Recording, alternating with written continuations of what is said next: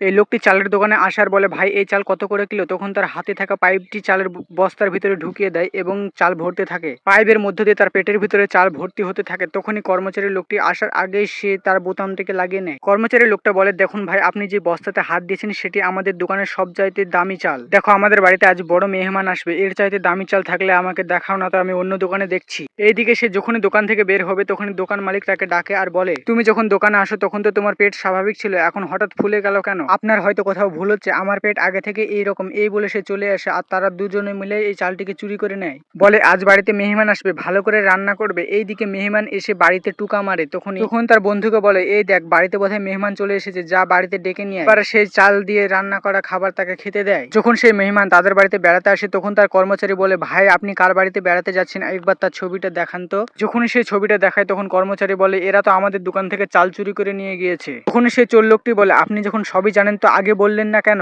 তখনই সেই মেহমান তার কথায় উত্তর দেয়, আমাদের দোকানের চাল তোমাদের পেটে যাবে কেন? এই বলে সে খেয়ে পালিয়ে যায়। ভিডিওটি ভালো লাগলে একটি লাইক করে দিন।